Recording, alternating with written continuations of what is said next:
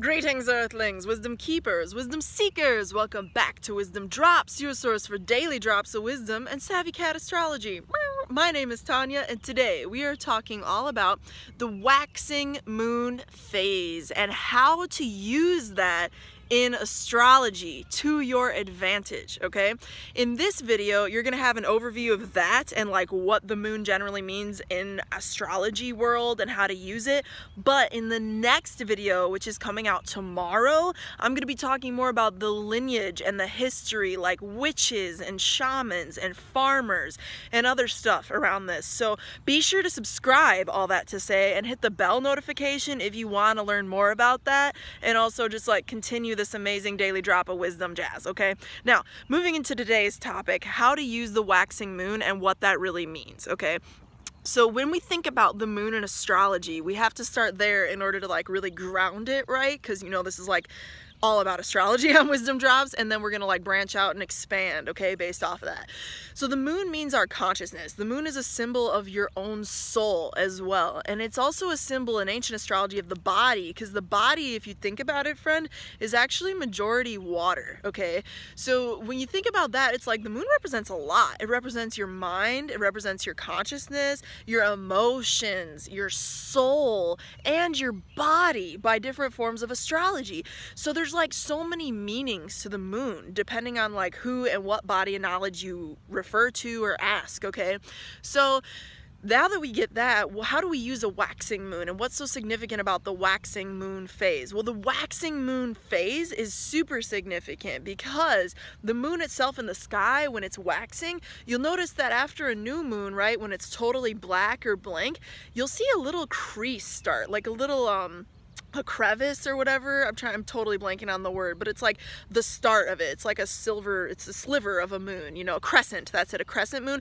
And that's when it just starts to wax. It's starting to build again after being totally dark, okay? And that is when you want to use your magic, use your intention in your life in various ways to bring in energy, to call in things that you want to grow, that you want to expand, that you want to increase.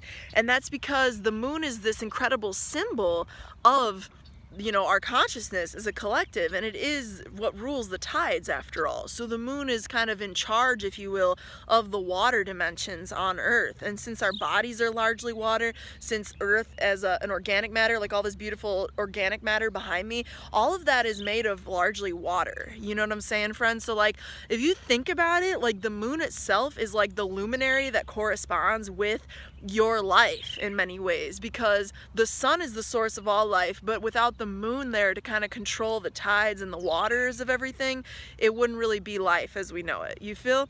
So things that you want to grow, that's what you focus on, that's what you cast your intentions on. If you do like magic rituals of any sort, use that concept of when the moon is visually growing, because it is this symbol that we just discussed. Use that to grow whatever energies, whatever concepts, whatever tangibilities that you want to grow in your life, because the moon itself is kind of in control of all of that. And check it out, like, why is the sun, why are we not talking about this right now with the context of the sun?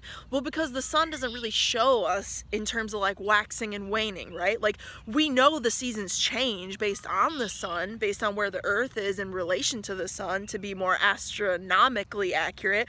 But the moon itself is such a visual representation, and that's why it's such a deep inherited symbol in our cultural fabric, which I'm going to talk about in the next video, and I'm totally pumped to talk more about with you.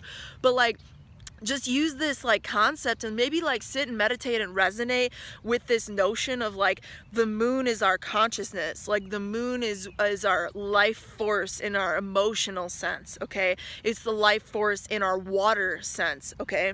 Fluidity is another word that you want to associate with the moon. Magic is another word that you want to associate with the moon, because it rules the ethers, you know what I'm saying? So think about this stuff and maybe just let that settle in for today, you know, and like maybe by the time you get to the next video tomorrow, you're gonna have a little deeper understanding of like the moon as like a symbol and why you want to use the waxing phase to bring in more into your life, because the actual physical manifestation of the moon is growing and that's when it's waxing. So whatever you want to physically manifest or emotionally or spiritually manifest is what you want to cast, if you will, or bring in or call in or set intentions for or do active actions towards when that moon is in that waxing phase.